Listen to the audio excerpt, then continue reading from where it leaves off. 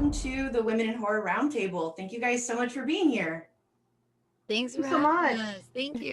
If you guys aren't familiar with me, I am a filmmaker and a costume designer. I'm the co-founder of the femme-led indie horror collective, Monstrous Femme Films, and we're based out of Portland, Oregon. And we've been producing independent shorts, and we're hoping to continue that in the next year. I just want to get everyone introduced to you guys, although I'm sure that everyone watching is a massive fan of each and every one of you. First up, we have BJ Colangelo. Hi, everyone. I'm BJ, filmmaker, film theorist, film analyst, and one of the co-hosts of the This Ends at Prom podcast. I consider myself a champion of dismissed cinema in all forms, and horror falls right into that zone. So I'm very happy to be here with all these incredible creators. Thank you so much, BJ, for being here. Next, we have Zena Dixon. Hey, everybody. I am a video creator, also a filmmaker. You guys can check out my podcast. I'm a co-host. The Bloody Disgusting podcast is a weekly podcast. And yeah, I love, obviously, horror movies, but I love witches, occult stuff, voodoo, cats. That's always a good time. Sweet. Thank you so much for joining us, Zena. Oh, thank you. We also have Gigi Saul Guerrero. Why? You pronounced my last name really good there. I love that. Thanks for having me. Hola, I'm Gigi, co-founder of Lucha Gore Productions. If you've seen our short films, we've made over 16 of these crazy little shorts. A few of them are on Crypt TV or just online. I'm a director as well, done one feature, hopefully more soon. And I'm also an actor, and I've been doing a lot of voice acting lately. So anything to do with storytelling, I'm happy, but even more happy if it's got to do with some gore and some horror. Amazing. Thank you so much, Gigi. We also have Chelsea Stardust joining us. Hey, everybody. I'm Chelsea Stardust.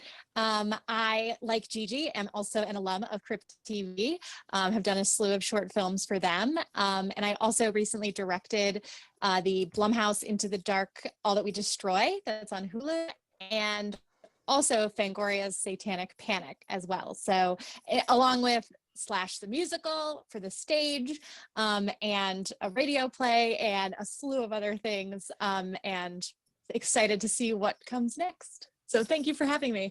Yeah, of course. I'm so excited to talk with all of you. I'm massive fans of each and every one of your works, and I just think this will be a really fun conversation. Jumping right into it, there's this massive misconception, I think, in the industry that horror has never been a space for women, or that it's like a contemporary phenomenon that women are interested in horror or making horror and conceptualizing horror, because in reality we've been here the whole time, and it's something that has, we've always been a part of it. And I guess just starting off, I'm curious about what all of your experiences with horror and where your love of horror started, and just generally sort of what horror means to you, just as a personal experience and also as a woman working in the industry. So I'm a lifelong horror fan. My earliest memories as a kid are watching horror with my parents. It's something that's been a part of my life for its entirety, which I'm very thankful and very blessed to be able to say that, because I know so many people were not allowed to watch horror as kids. And that has spawned their love. Mine was just, I guess, a lifelong obsession. But I think the reason that I keep coming back to horror as a genre is I am utterly fascinated with the way in which our lived experiences impact the way that we consume media. What is it about the things that we go through personally that affect the type of films that we gravitate towards? Is it are we the type of person who can now only watch something that makes us feel good because that's the way to combat the traumas in our lives? Or do we need that cathartic release of something that almost gives us that experience of schadenfreude? Like, what's going on there? I just love analyzing fear and the emotion behind it. And, horror is the perfect avenue to explore all of those feelings. And as a woman, I've experienced a lot of personal horror and to be able to channel that healthily into a creative expression is really powerful to me. And I think that it's such a strange misconception whenever people say things like, oh, you know, women can't be a part of horror, horror's too much for women. And I just want to look at them and be like, do you know how we live our lives every day? Like, do you go across the street with your keys between your knuckles because you're afraid you're gonna die? You don't? Oh yeah, that's why we like horror, because we can handle it, and it's nice for that horror to not be personally on top of us for once. Absolutely. I love your story. It's completely opposite to mine in a way, because you know, for me, I grew up, some of you know, but it's like a super Mexican, super Catholic house. Like everything is the devil, everything's a superstition. I swear, like if you drop the salt, everyone in my house goes, por Dios, and then you would grab the salt and like throw it over your shoulder. I know the devil. Or like if you put your purse on the floor, no, mija, the devil's gonna take your money. Like that's the kind of house, you know, I grew up on. So it's like total opposite, you know, but in a way similar, because, you know, coming from Mexico, we do live in a different kind of fear every day. We do live in a different kind of war every day that it also has in our culture is very spiritual too, and it makes us see things differently. Even we celebrate death, and we see death differently as well. So it's also, for me, my upbringing also has made my point of view on these things different. And also seeing how my parents, for my sister and I, would be so scared for us to go outside the front door, you know, to be kidnapped as easy. You know, it's these, I mean, I agree with BJ, is what kind of fears that you already have in your life, that how do you gravitate to all these things? And in a way, for me, not being allowed to watch horror movies at all, like it was really frowned upon in my house from my mom's side. I think it was not just the curiosity, but I think also the kind of woman I am. I do like the fantasy of the forbidden fruit, to be fully honest with you.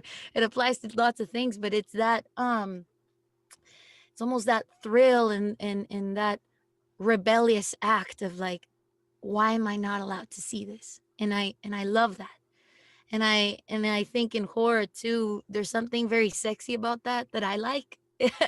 It's weird, but it's also, I like that it's an escape from what we live on every day, and it's a way to actually enjoy things we can relate to, but we enjoy it in an entertaining way. And it's, I mean, I don't know, I really gravitated to what BJ said, because I too really am inspired by how fear works negatively and positively, how it could really change your point of view on something, and genre can really do that to you depending on your experiences. Yeah. I love that. So my story is kind of similar to both BJ and Gigi, because my parents, they were strict, extremely strict, but at the same time, they wanted us to express ourselves. And my mom's a huge horror fan, and so whatever she watched, I would watch. So I remember watching Night of the Demons when I was like 4 years old, Oh, you know, wow. and being completely obsessed with it. And even flash forward to when I was like in third grade, everybody will be talking about Eureka's Castle or, you know, Hey Arnold. And I'm talking about the movie Ticks, you know, like, no, let's play Ticks. I'll be the tick, you know?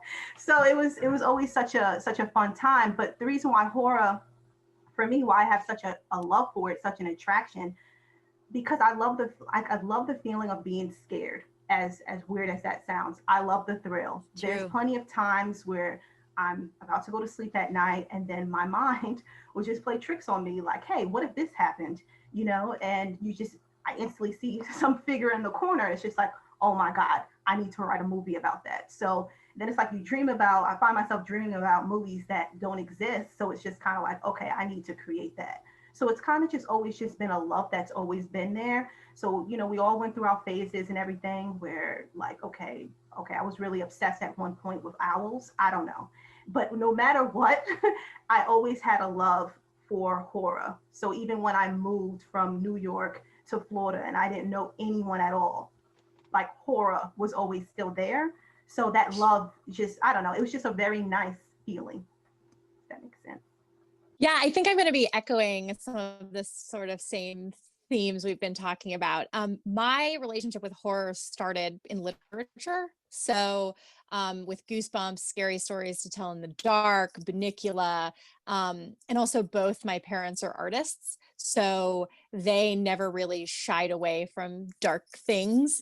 And so they would, and of course they love movies. My dad went to film school in addition to fine art school. So, he'd show me his favorite horror films, which started out with like Universal monster movies, and we'd have conversations about them. Of course, he would just throw out these facts left and right about the movies and when he first saw them and the impact they had on him. And then as I got older, Night of the Living Dead, the list, Alien, went on and on and on. So that's sort of that's my foundation, I should say. And also I'm a fan of all cinema. So I just love movies. I've always loved movies, but horror just spoke to me differently. I mean, maybe it stems from loving Halloween and learning about that sort of just talking about the steps that sort of built what I love so much now. And, now I find it to be, like we were discussing, super cathartic and, along the lines with what BJ was saying as well.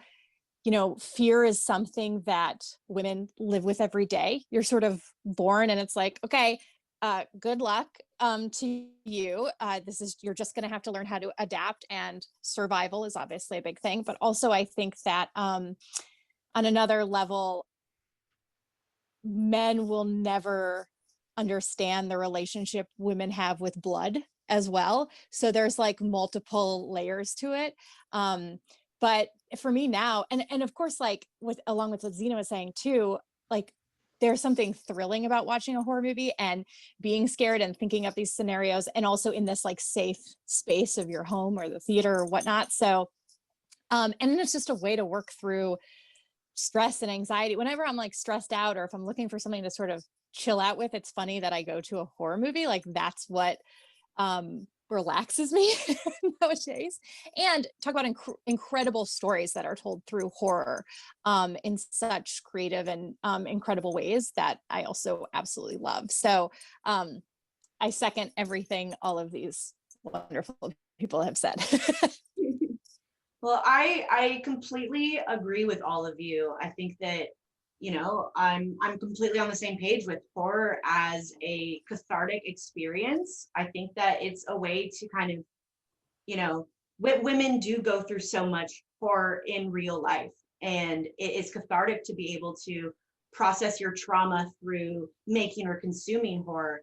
I would love to hear more thoughts on that, more thoughts on, the cathartic experience of horror, and how that really does differ from just, I don't know, horror is kind of like, historically it's been sort of a genre known for indulging in like sadomasochistic male fantasies, where and to be fair, like that does it's not all that. It is, just like we've said, like women have been making horror, but the type of horror that women make and the type of horror that women consume oftentimes is different. So I would love to hear more thoughts on that, more thoughts on the cathartic experience and why it's so unique. So I sort of cut my teeth in the industry, so to speak, defending a subsection of horror films that I think gets probably the worst reputation, and with good reason. So I guess content warning for anybody who is uncomfortable with like the revenge genre or exploitation cinema. But for me, I unfortunately, I did experience a horrific attack on my body when I was very, very young. And I went to therapy. I went to group sessions. I did so many things to try and recover and overcome this experience, and nothing really helped me. And then I saw movies like Ms. 45 and I Spit on Your Grave, where we are seeing survivors treated in a way that is unlike anything I'd ever seen before. Because up until this point, my understanding of anybody who is a survivor is what I saw in like true crime TV or Law and Order, where it's like, oh, this happened to you, your life is over, and now you're unstable, and everyone feels bad for you, and you can never be a functioning human ever again. And I knew that that's not who I was, and that that's not how I was reacting to this, and I felt like there was something wrong with me.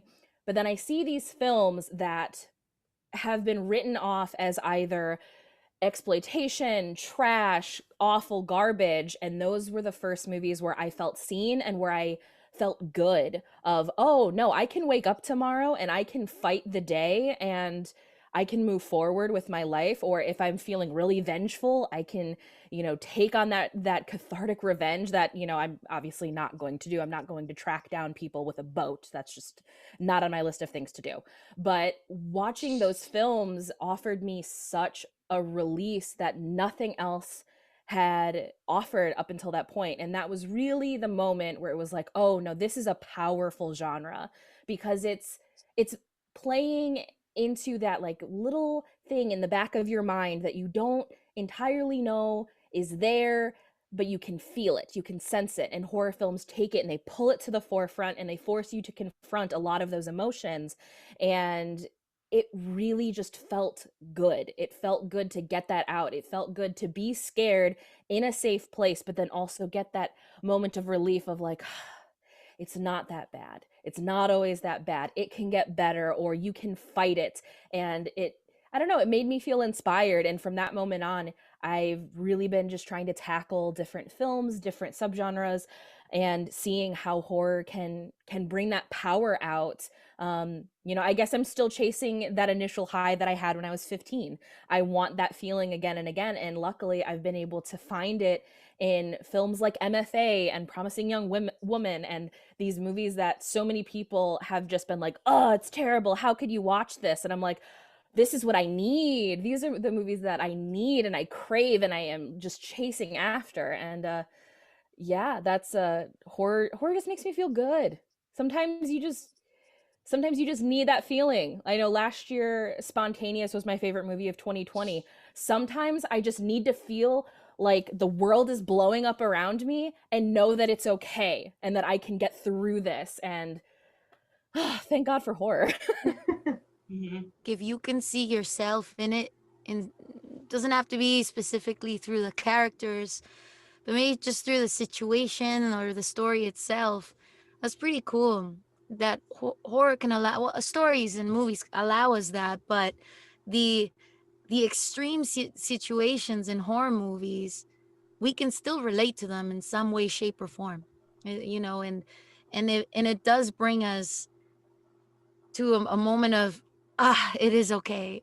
I mean, I agree with what BJ's saying. I mean, for me, it really wasn't until I discovered Robert Rodriguez back in his early work, because like I said before, it was very hard for me to adapt in Canada because there's so many different cultures here.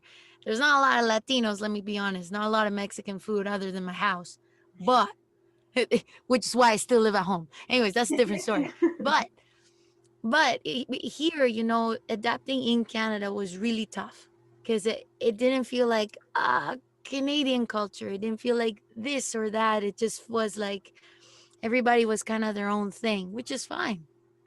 But when I started really being in love with movies and all that, suddenly when I started to discover Guillermo del Toro, and then it led me to all these Mexican directors, I'm like, they're making English spoken movies? Is that even possible? Like I couldn't believe it. And it led me to find out about, Robert Rodriguez and El Mariachi and all his crazy before films. And I felt so connected in his films because they were very Spanglish. And that's something I'm very known for, because I'm not that Mexican or that Canadian. I got stuck right in between. So I'm like the up north Tex-Mex, I guess you could say. And it was through his films that I was like, it's okay to do things kind of half-seas, to show a bit of you in them. And that to me is really cool, that genre, if you see something of you in it, doesn't matter how crazy or wild or gory or whatever it is, That's the cool part. That genre can still do that.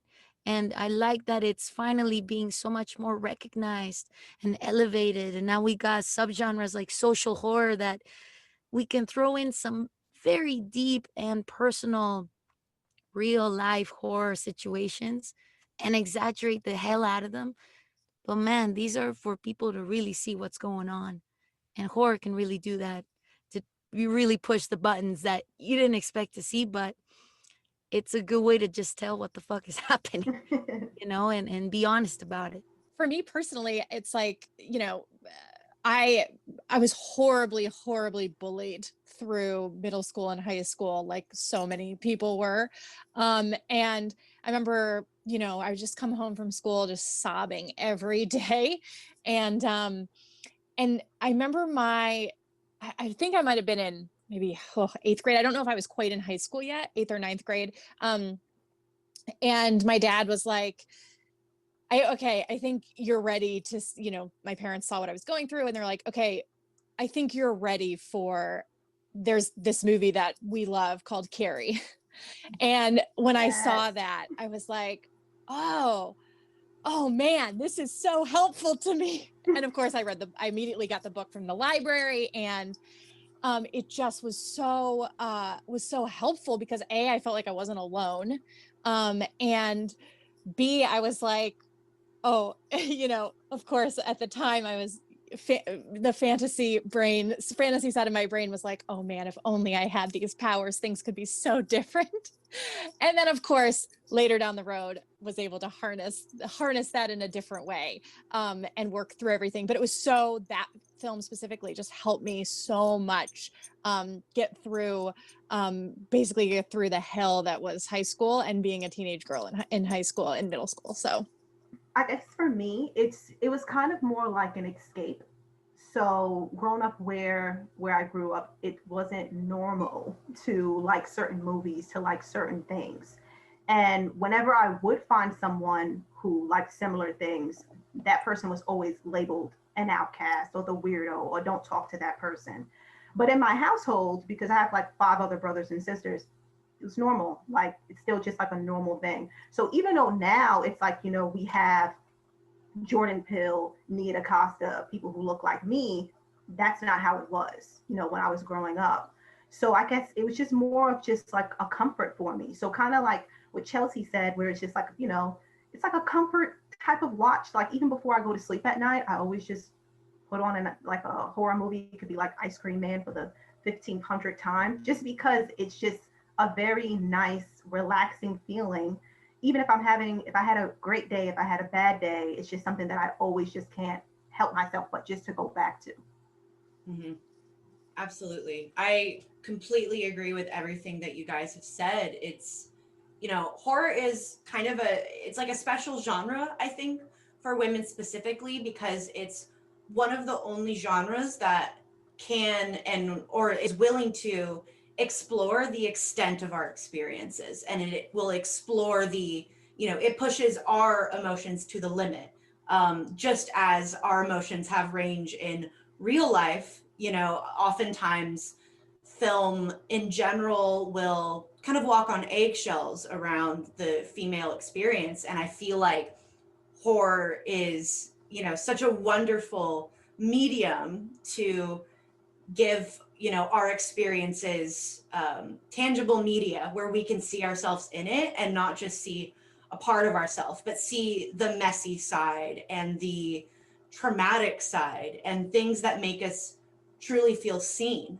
And it's something I've wondered about with horror is, oftentimes I think the inclusion and representation conversation in general with horror is that it's like hard to say if women have always had like we've always been involved in horror, and we've always been involved in the creation and the viewing of horror, but the horror genre at large doesn't, it's not that we're not there, but it doesn't necessarily carve out the space for our voices to be kind of amplified.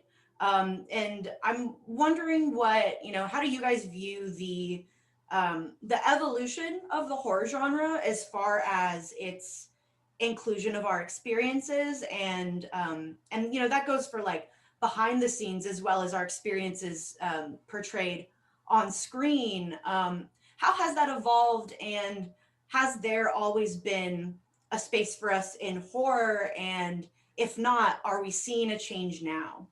When I was watching, you know, building my film education, specifically my horror film education, I, you know, I'll speak to being a little bit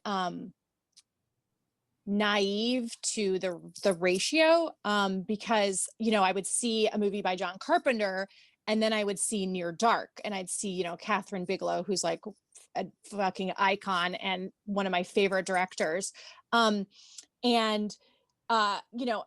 then I would see a James Whale movie, but then I would also see American Psycho and see Mary Harron and Mary Lambert and Stephanie Roth. So I was seeing sort of women directors. But it wasn't until I actually moved to Los Angeles. I'm from Ohio. And it wasn't until I actually moved here and was working in the industry when I really saw the difference. And I started out in comedy, working in comedy, where that difference was bigger than the horror genre. So in terms of the ratio of women directing versus men directing, and you know, then of course moving, because the horror genre is like, oh well, I know there's women working in it, but then when I worked for a horror company and then saw, you know, saw how what jobs were being given to who and whom, and you know, watching that sort of play out was very informative. And but without, you know, what was frustrating is that it was so casual. Like, it was so sort of like, oh yeah, well obviously we're gonna let this dude direct it, you know, they haven't made a movie in years, so we should give them a chance. And I was like, wait a second, wait a minute. You know, and to not go on a crazy tangent, but it became very clear that they're definitely, it was not a level playing field by any means. And so honestly, it just motivated me more to keep pushing to be a director, and to also sort of seek out other women who wanted to direct, and, you know, support them and check out their work. And of course, this was like pre really intense social media. So just like reaching out to people via email and watching, making myself aware of who's in the same place I am, and who has the same goals as me and wanting to just show support. And also, you know, true support versus performative. So people who are like, oh, well, we did this 12 episode television series. We directed a woman, you know, we directed one person. We had a woman direct it. We had one person of color direct it. So we can check those boxes. Like, look at us, like, look how great. And it's like, okay, oh, you got to start somewhere. I get it. But there's just so much more that can be done. And it's just, we're getting there. It's a process. It's not going to happen overnight. It's certainly gotten better in the last couple of years.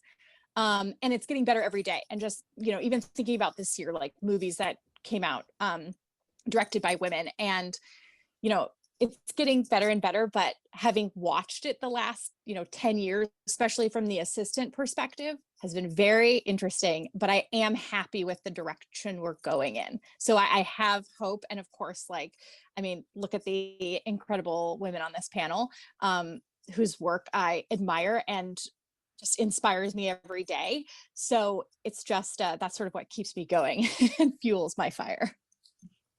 Long-winded response.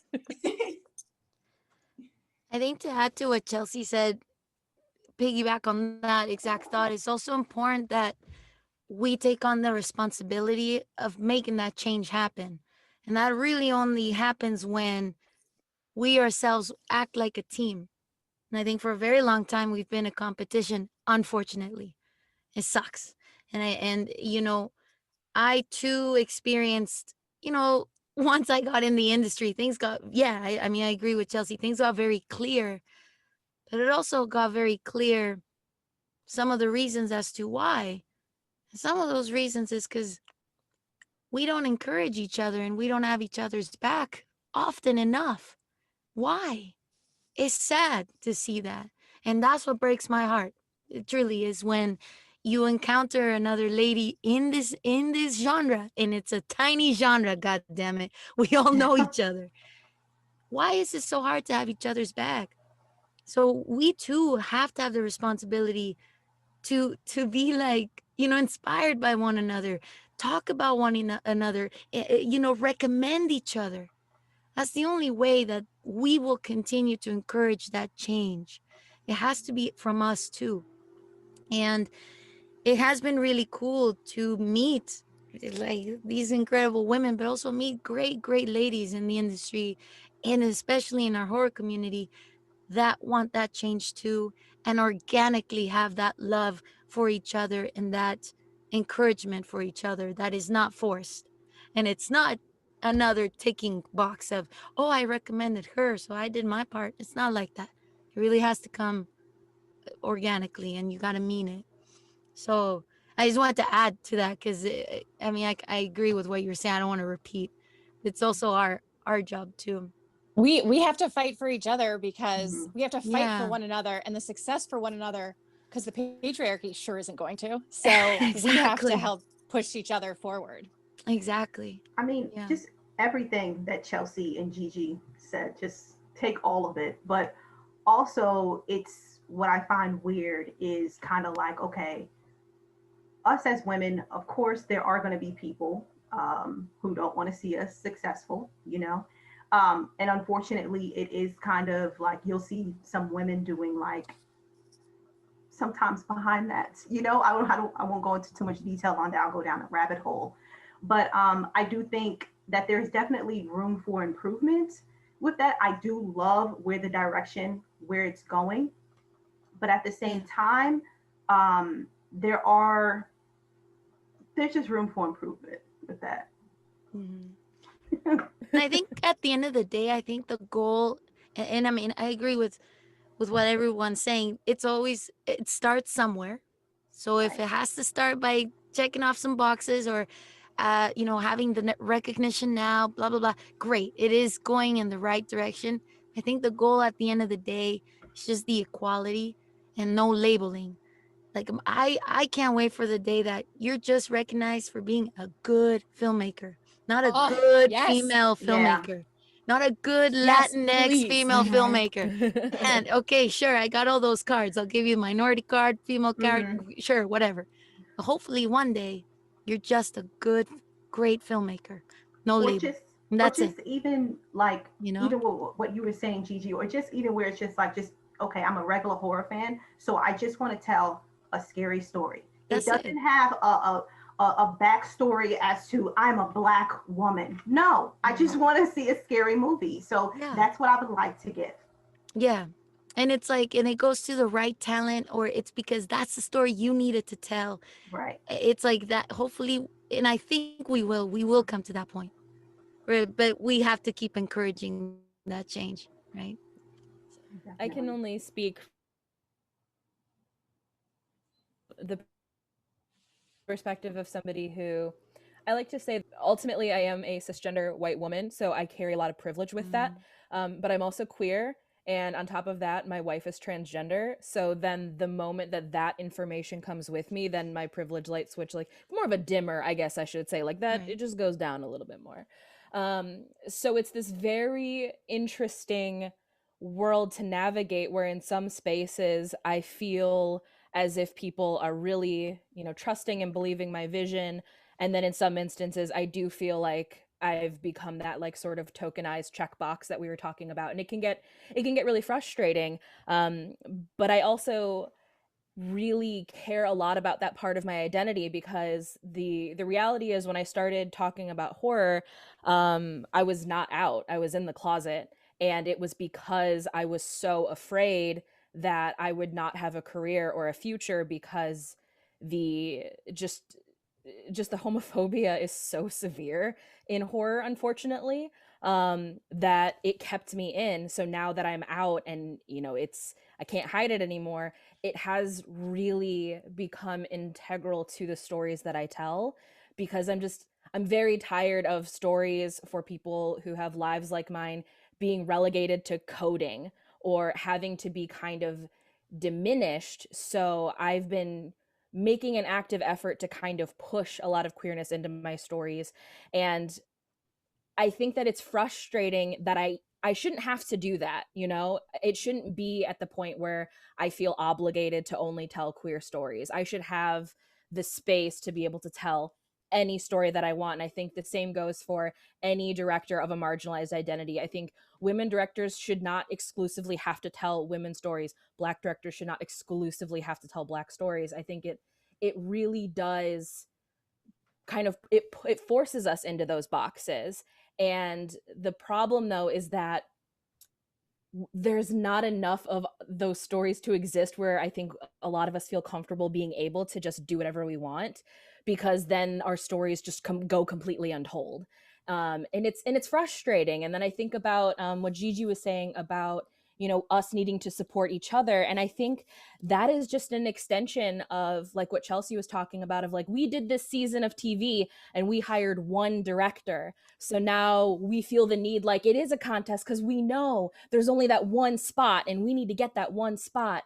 And it's just really fucked how all the systems are just constantly working against us to the point where now we're like fighting against each other and we shouldn't be.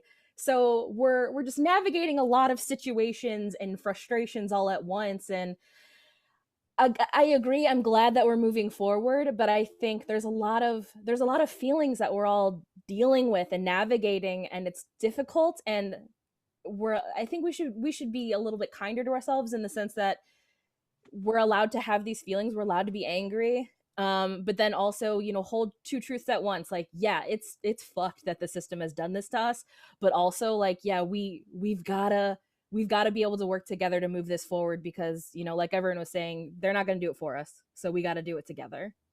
Absolutely. It definitely is like, we, on one hand, we want to be able to, you know, tell queer stories, tell Black stories, tell, you know, female stories. But on the other hand, we're being tokenized and pigeonholed into, you have to tell that story. Like, you're going to be our person to tell that story. And, you know, it's just kind of like, when are we going to be recognized for, you know, not just like female-led horror, but just horror, you know? And it can be frustrating when we're like not at that point. But also it's like, well, gosh, if we don't make that queer horror, if we don't make that femme-led horror, who's gonna make it? You know, it can be really frustrating. And I think that the point of competition, especially in such a small subgenre as horror, I mean, like you guys said, like, we all know each other, and you know, that's how small this community is. And it can be, and I think that, you know, like the patriarchal pitting against each other is something that we see in our daily lives. And we see in like just things like beauty standards and so many, you know, patriarchal structures, that it affects us heavily in our jobs and especially in film. You know, we are now in a position where, because these studios are kind of pigeonholing us, it feels like there's only room for one person. It feels like there's only room for one female director or, you know, person of color at a studio, when that should not be the case at all. And so, yeah, I think you guys completely summed that experience up. And I think that supporting each other is the only way to break through, because, you know, if these studios are going to only be giving one of us an opportunity, it's like, we have to lift each other up and we have to help each other get those opportunities as well, instead of, you know, instead of not fighting for those places, which can be frustrating, of course, because, you know, in a perfect world, we wouldn't have to fight for those places or for those stories to be told, or, you know, can I just, you know, be hired at a studio and make a film that has nothing to do with being femme-led or being queer or, you know, being Jewish? And this kind of reminds me of something I was curious what your thoughts were on, is sort of the phenomenon of femme-led horror and the strong female lead. It's something that is, you know, it's a beautiful thing to have a strong female lead, have feminist horror. But something I've thought about too are we at a place where it's beneficial and important, or is it detrimental for everything we make as women to be marketed as feminist horror or horror with a strong female lead? Because I think on one hand, it's like, yes, we need more of those stories. We need more of that content. But when will we get to a place of it just being marketed as horror and not being consistently only marketed as, you know, female-led, feminist, you know, rare almost? Working as a critic, or, you know, blogging and things, I had a rule for myself that if a publicity or marketing company sent me an email and it said, "Hey BJ, we have this film with a strong female lead that we think you would love," I deleted the email, because it felt so pandering and basically being like, "Hey, guarantee this good review of this movie because you have to, because you're a woman and this stars a strong female lead, therefore you better love this and give it a good review." And that was always really bothersome for me. I think that there is a benefit to, you know, having the strong female lead character, in that unfortunately the reality is so many people think that we are just like sad, pathetic, waify flowers that can't do anything. But guess what? There are women who are like very waify and they don't want to be strong. I cry like 6 times a day. That's fine. That doesn't make me less of an impactful or important woman. It just means, hey, I cry. And like, that's just who I am as a person. And I wish that we were at a place where the characters that we have that are, you know, women identifying were able to be something outside of a stock character or an archetype, because all of us are these complex people. We should be able to get in a massive fight against a monster and like feel really tough and then go back to our room and be like, "Oh my God, what is happening to my life?" Like, we should be allowed to do that, and we're not. And that's very frustrating to me. Absolutely. I like could not agree more with what you just said, BJ. And also like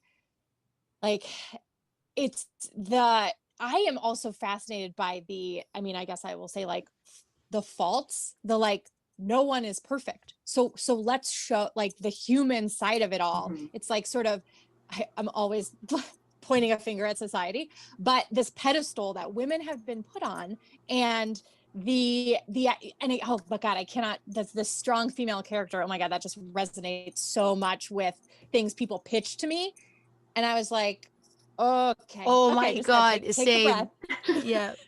Like, I gotta take a beat. But that's something to me when reading scripts is like, what are those imperfections? I don't even know if I want to use those faults and the imperfections. Like, I want to explore those more, and that the journey this character is going to take. And at the end of the day, it's like, we're all strong women, so it's like you know, in somewhere in each of us, no matter how much it's on the surface or inside. So it's like, okay, let's move past that. Let's dig deeper into that. And so, yes, oh my God, that just resonates with me so much.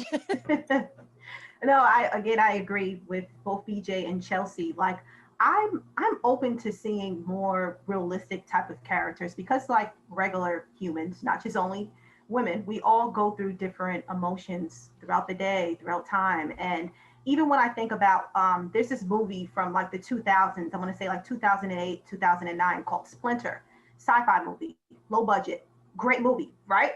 So there's a woman on there, the character Polly, I believe her name is. They never ever said that she's a strong woman. You just know that she is. And she wears the pants in the relationship, but it's not a big deal. It's not something that's just like put on display. It's just, okay, her boyfriend's comfortable with it, us as the viewers, we're fine. I don't really remember looking back on it when people were talking about that movie, anyone mentioning that, like, hey, she's changing her own tire while her, you know, her man, her boo, he's sitting in the car. Or even when I think about Jeffrey Reddick's movie, Don't Look Back, the leading character, you know, she's just a regular woman, even though she went through all this trauma. We know that she's strong. We don't have to hear it every single day. Like, I know, like, people were joking about this, like, on Twitter when they're describing a woman, like, oh man, she's super skinny and super fit. Her hair blows in the wind and she's very strong, but not too strong. And it's just like, what? We can't be all these things. So more realistic characters would be just great. And honestly, more people would actually like the characters. It just needs to feel organic in that story. I mean, Right. funny, BJ says she gave herself a rule to delete, you know, the emails. I gave myself a rule. Chelsea, you probably can relate to this. Whenever we get sent scripts, I swear to God, they all say, Gigi, you're gonna love this. It's probably Latino and strong female lead. You're gonna love it. So I gave myself a rule to just open the script. And I would not read the body of the email. I would just go for it. And then my own decision would come in. Because every single time everything feels very forced. And you can tell in certain movies that felt really forced to make her so strong, to make her female, to make her this, make her that, make the character this, that. I think it's just to the point where you tell the story how it's supposed to be told. Make the characters how they're meant to be. Like, make them not human. I don't care. Make the story that has to be, you know, like that's the goal, you know. And at times I still feel things are just so forced to try and cater an expectation or a certain opinion. And I think from us ladies, we have gone through that since ever, forever, that there's an expectation from us that everybody thinks we want. I remember being sent the email before the Evil Dead remake was coming out, and it was when they were like announcing it, and the email was like, I bet you've been waiting for female Ash. And I was like, yeah, I have been waiting for this. And then I remember going to the theater being so pumped and then leaving and being like, well, that's not what I got at all. That's not who that character is. And I like the Evil Dead remake, but that's not what that movie is. But No, that's what being sold on, because that's how they thought they were going to get me in. They could have said, hey, this is a really complex character about somebody who's going to become a Deadite and then like overcome that obstacle, and it's going to be this really cool, you know, movie that exists in this universe we know you love so much. Just be honest with me about it. Yeah. Don't lie to me and say this is what I'm gonna get, because that's not what you're delivering. And I don't know if they just think that we're stupid and like they're just gonna trick us. I mean, I guess maybe they were correct, because I did go see it. But I was gonna see that regardless of that stupid email. But that's like the one example that I always pull to of like, you told me female Ash. That's not that movie. So either you don't know how to pitch movies to women, or you don't know how to describe movies. Correct. Correct. You'll love this because you are also a woman. It's just it's so watered down. And Yeah. I don't know, I feel like that is also really kind of adjacent to the conversation of tropes and kind of the final girl trope, and also like how there is sort of an expectation for women in horror and in film to be strong. It's never like a soft female lead, you know? And I think this is kind of something that BJ touched on is that, you know, where are the women that just like absolutely cry and are soft and are sensitive, but still get through stuff? And maybe they do have roadblocks and that kind of thing. Like, it doesn't have to be like, you know, Wonder Woman, you know, it doesn't have to be like this heroic woman who's super strong and doesn't really have any pitfalls or weaknesses,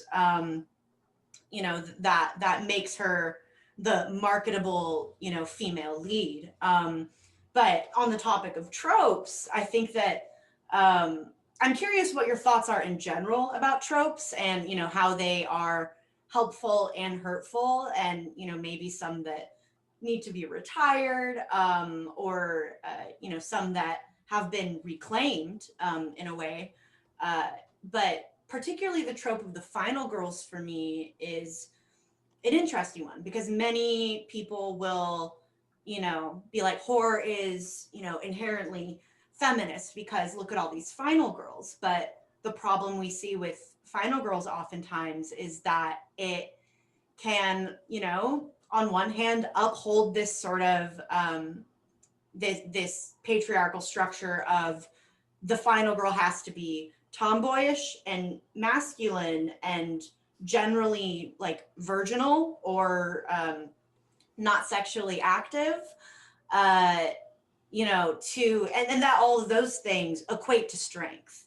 And then that is the final girl. And that, strength is also something that is not only like equates to, they have to be masculine to be strong, but also that you need to be strong to be a final girl. And that, on one hand, it's like, yes, final girls are like badasses and one of my absolute favorite things about horror, but also in many ways it can demonize the female sexuality and femininity in general. And so I'm curious about your thoughts on tropes in general, and also, thoughts on that final girl conundrum. I think tropes have the potential to continue to be molded and continue to change. Because I know, look, the final girl has changed so much over time. Who ends up being last?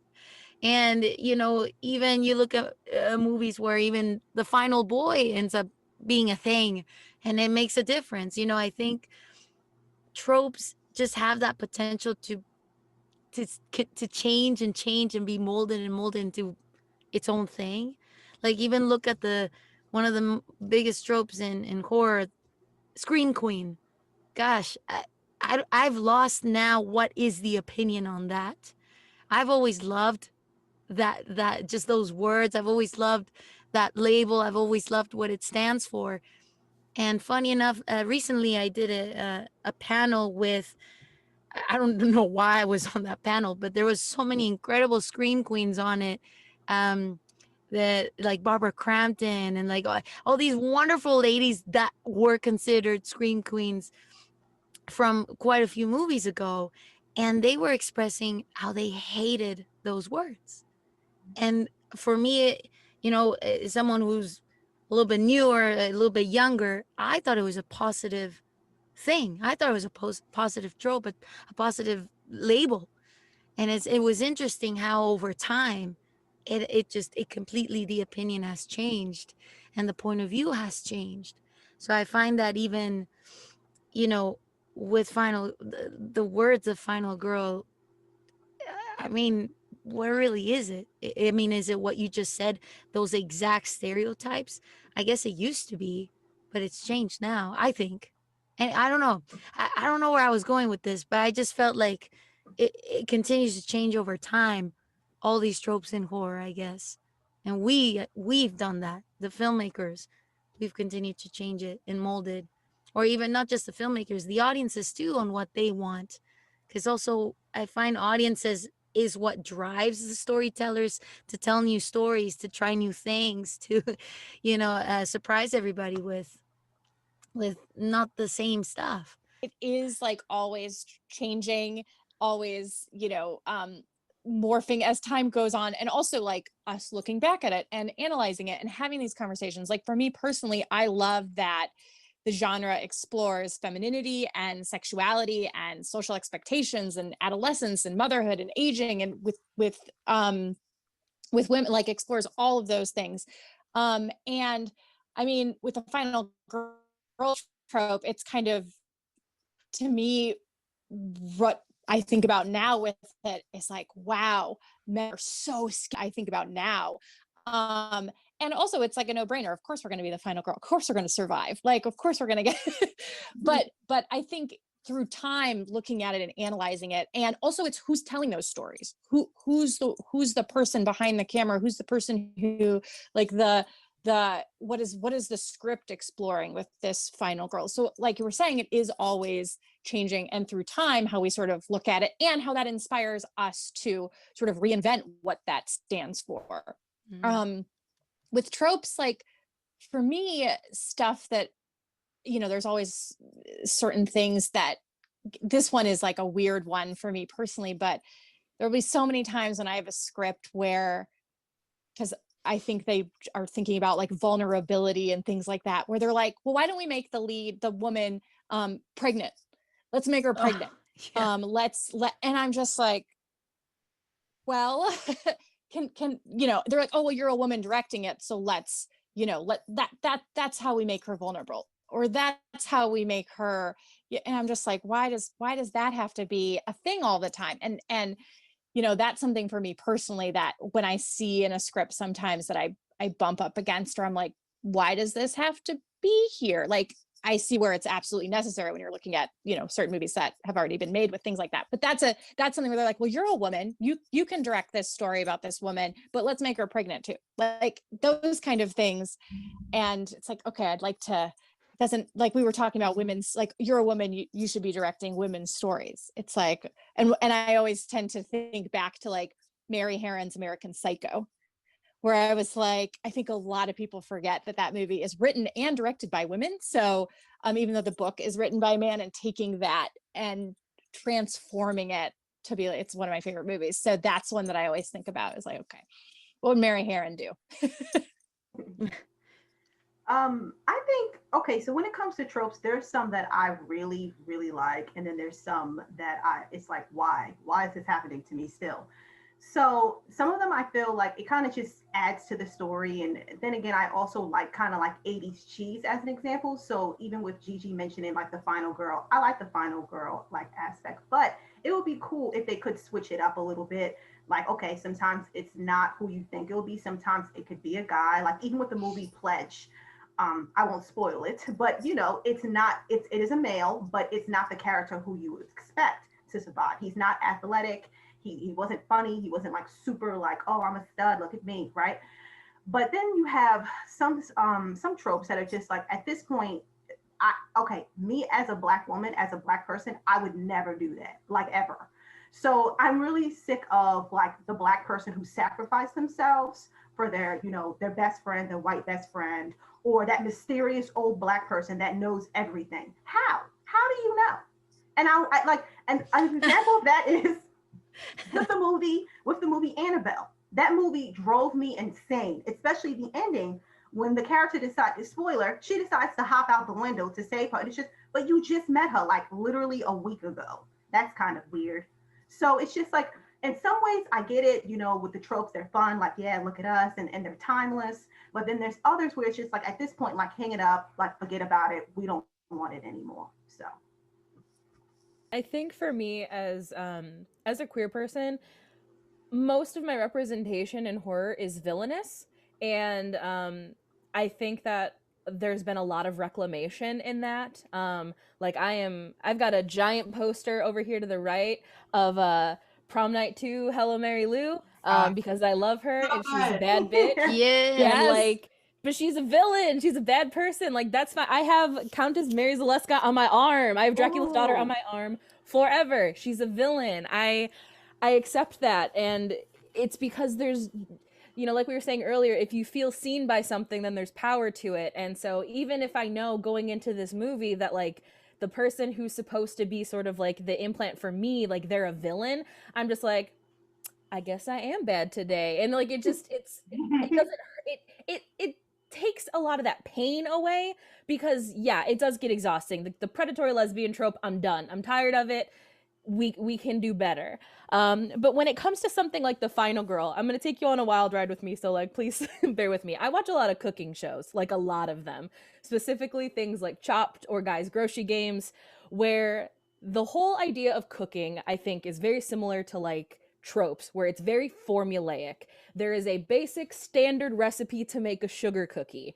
But then you go on these shows and it's like, surprise, Funyuns, figure it out.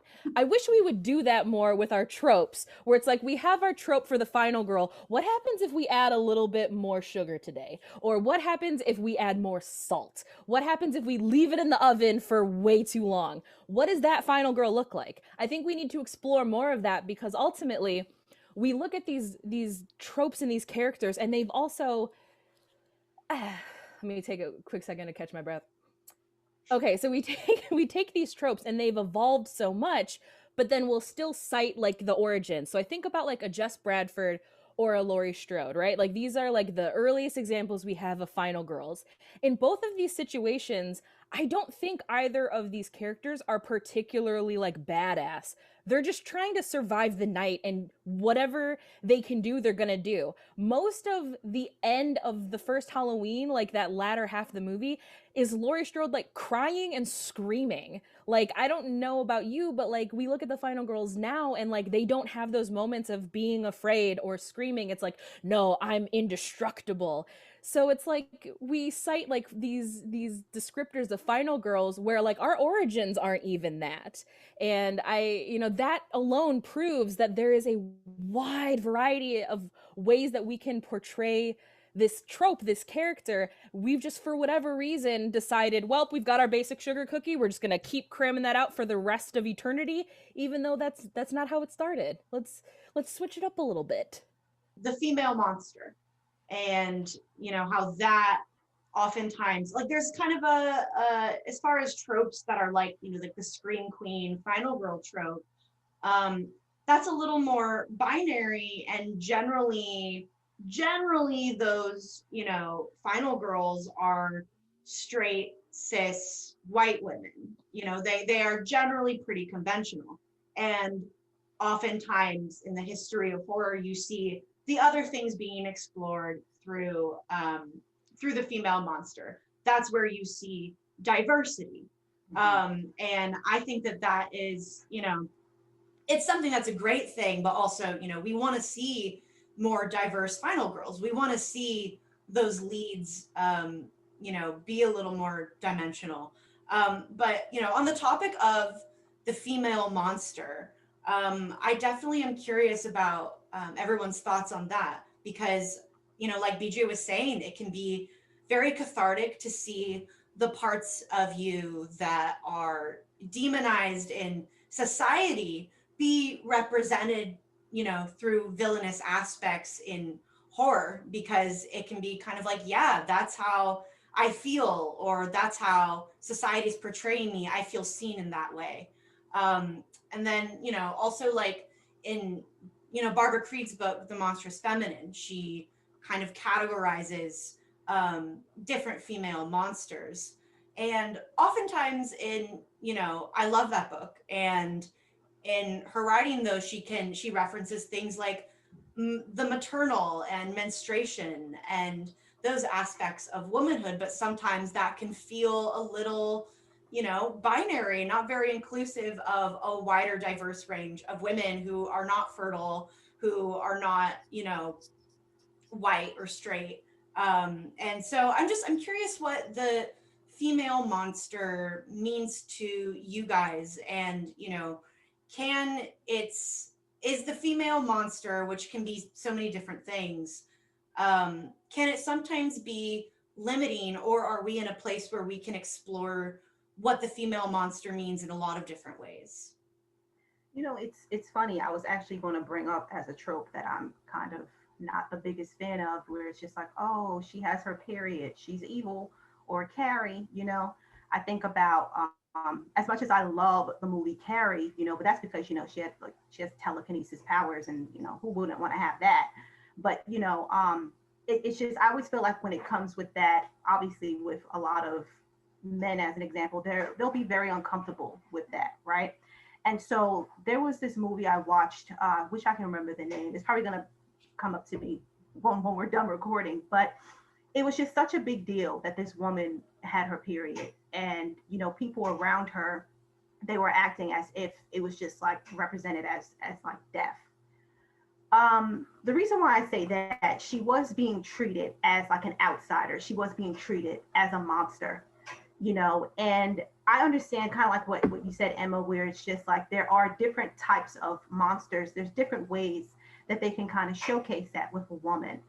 I'm kind of hoping now, as we're, you know, transitioning to like just a year or just a time of where everyone is accepted, that we're able to even go back a little bit more like old school, where we're focusing more on the actual story as to why this person is a monster. Because sometimes we can go traditional, where it's like universal monsters, where on the outside they have like four eyeballs and that kind of stuff. But where it's like, you know what, a human, like humans are kind of like the monsters, if that makes sense, just because of how they're acting and just certain acts that they do. That's something that I would love to see more, if it's more of a psychological type of thing. I had to look up the exact quote because my feelings about it is I see the monstrous as a major source of catharsis for me, because I don't know, I feel really weak a lot of times, so sometimes that representation makes me feel better. But there's a speech in the movie Bit, which surprisingly written and directed by a man, but one of the female characters is trying to pitch why this trans woman should join their vampire gang. And what the character Duke says: "The world's a meat grinder, kid, especially if you're a woman. I don't think you need a PowerPoint presentation to know that one's true. We're politically, socially, and mythologically fucked.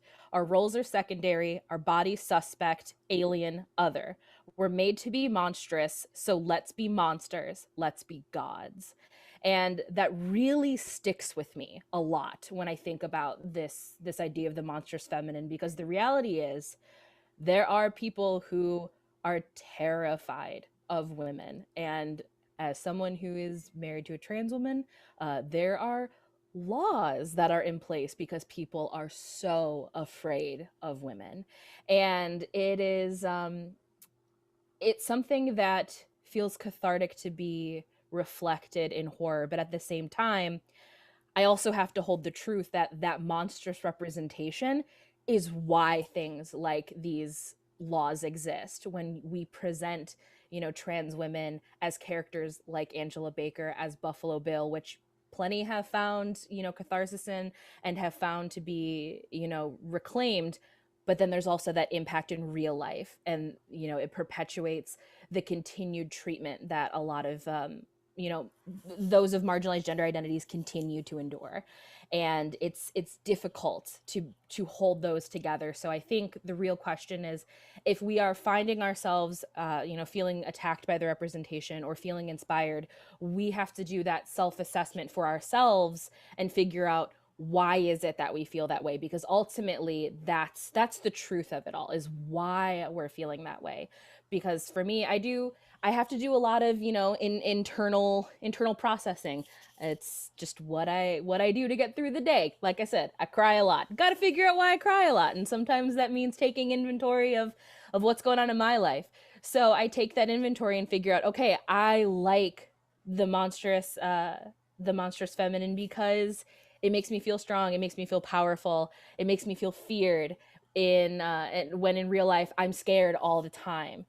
But then I also have to recognize that, you know, to the woman sitting next to me, or to the woman across from me, or to the woman 10 states away, that representation might be contributing to like real life harm for that person.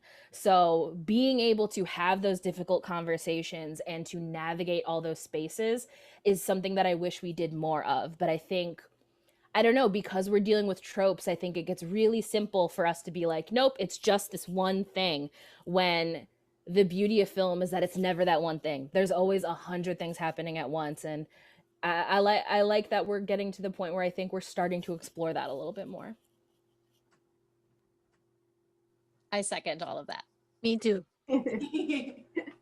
Before we round out this discussion, I just want to ask one last question. What do you want people to know about the female experience in horror, and the way that the female experience interacts and intersects with horror? Sometimes it could be a very unfair experience. But I say this to everyone, if you love it, if you love what you're doing, you're able to move forward with that. You're able to just keep a hold of your passion and not letting that get into the way of what you love. Yeah, I mean, to piggyback off of that, of what Zena just said, it's like to not be, don't let the sort of fear. It's scary. I mean, in working in this industry is scary, and do not like take the chance, take the risk. Do not let fear cripple you in any way in terms of like telling the stories you want to tell. And, I think, I'm hoping that the people in power like continue to give us the chance, the people who are in power to give us these jobs, are willing to not to take a chance and also not be controlled by fear.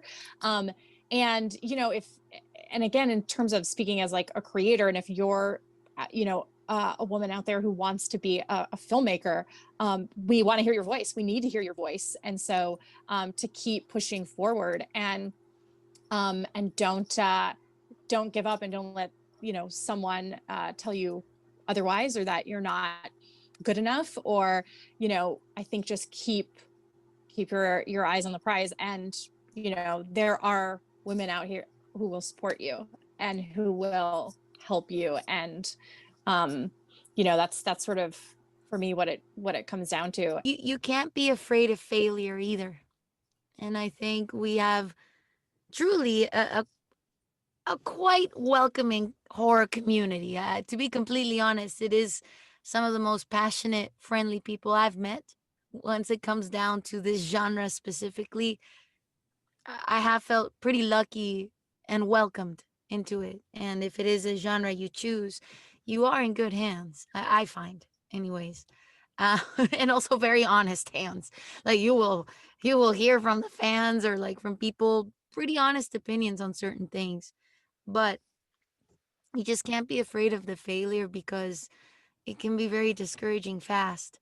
And you have to keep going. Like you have to. And I think the experiences and the things that I would want people to see, I guess in the female perspective, is like you should really own and be proud of the sensibilities you bring that are so different. And these are the sensibilities and the points of views that people need to see it and recognize.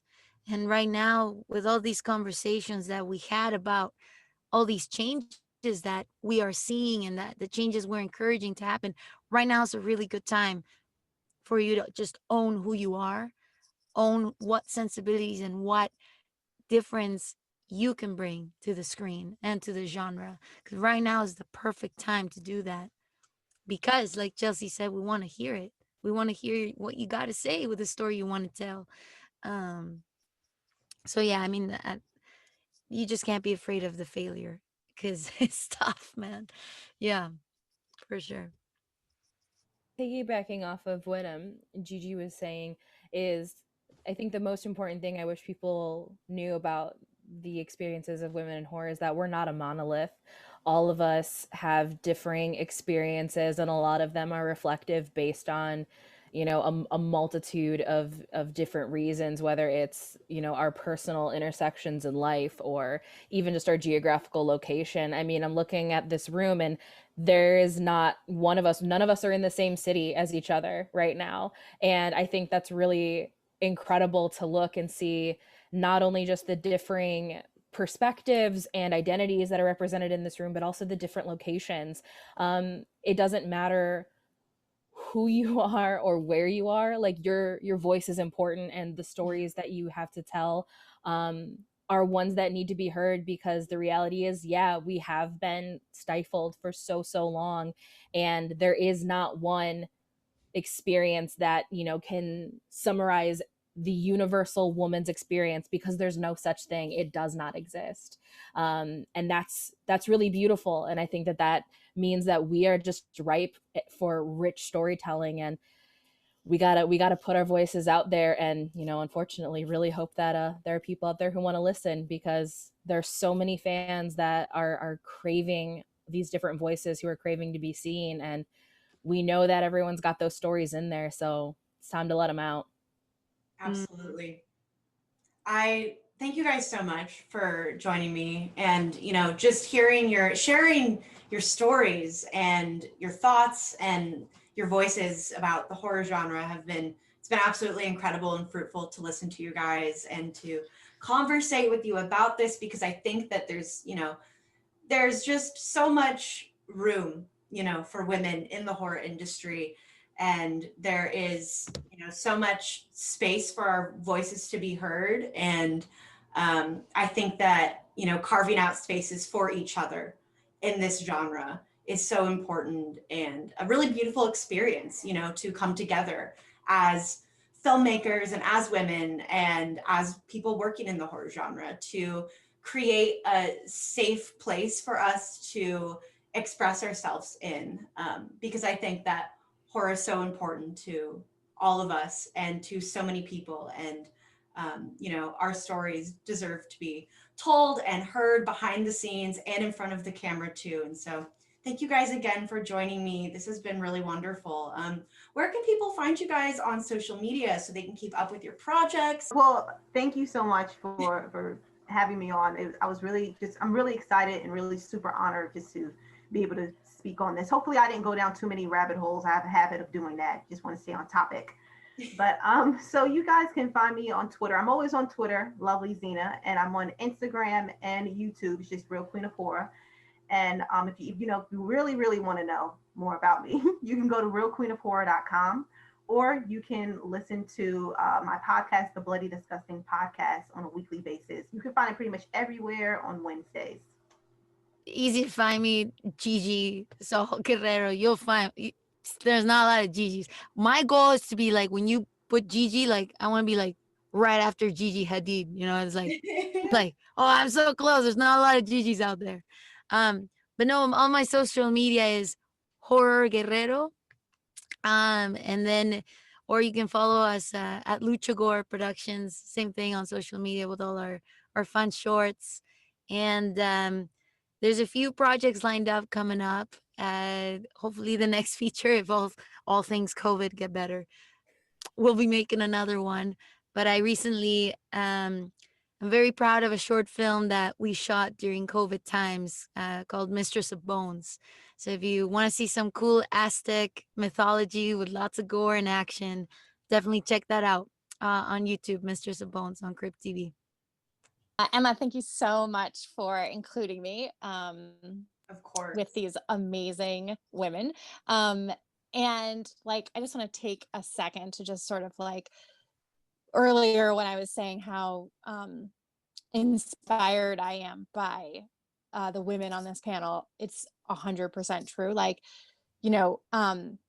seeing someone like Gigi, who like myself came up through Crypt TV, and watching her journey and releasing Culture Shock, and we both had movies coming out at the same time, and it was just like, and also seeing that she's just such an incredible human being. So it's just like, I'm so excited for our like journeys to continue, also as sort of both being like Blumhouseian folks. So and Zeno is like one of the first people to even give me an ounce of press, and to even reach out and sort of help get my name out there, which I will never forget, and I'm so thankful of. And I'm so excited to see your journey continue. And of course, BJ, I am counting down the days until you are in Los Angeles, and your journey as a filmmaker too, and releasing your first feature and your incredible short films. And one of like the greatest things for my fiance to intro me to you. I'm forever thankful, and I cannot wait for you to be a part of our little LA family. And your voices are so important, and they seriously, like, you guys keep my fire stoked, and you keep the fuel on my fire as a filmmaker. So I love you guys. I'm only on Instagram at Chelsea Stardust. I'm not on anything else. So that's where to find me. Well, yeah, I like feel again, I cry all the time. I will cry after this is done because Me too. my heart is just so full. I love everyone in this room. I love seeing the incredible perspectives that are being brought from all of you. You're magical people, and I'm obsessed with all of you. You can find me on Twitter and Instagram. It's just my name at BJ Colangelo. I have a feature film called Powerbomb that's out on VOD. I also co-directed one of the segments of Death December. If you get the American release, I'm day 9. The international release, I'm after the credits. Don't ask me why. It's just things that I have no control over. But I also have a podcast with my wife called This Ends at Prom, where we analyze cinema that is geared towards teen girls, and that does intersect with horror quite frequently. So we do have horror episodes, but then we also have episodes that are like, hey, do you know that 10 things I hate about you is actually like real bad? Let's talk about it. So you can find me there as well. And this will be my first time talking about it publicly, but in February, I co-wrote and produced a series with June Globe Productions. It'll be on Deku. It is not horror related, but it is a series called So Far So Close, and it was shot completely during quarantine with actors from across three different countries, and it's all about the way that queer people interact with one another through screens. So it's not like, oh, it's a pandemic. It's just, no, this is how modern relationships are built, and a lot of times it's through screens. And I'm really excited to do something not horror. It's different for me, but it'll be on Deku in February, and I'm very pumped about it. Ooh, congrats. That sounds exciting. Thanks. Yes.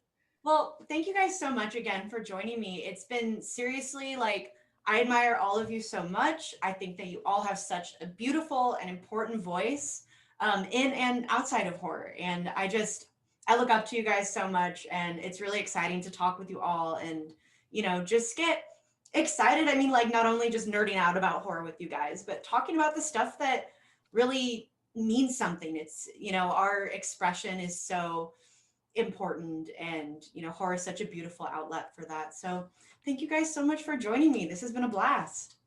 Thanks for bringing us Thank you. together, Emma. Thank you. So much. Of course.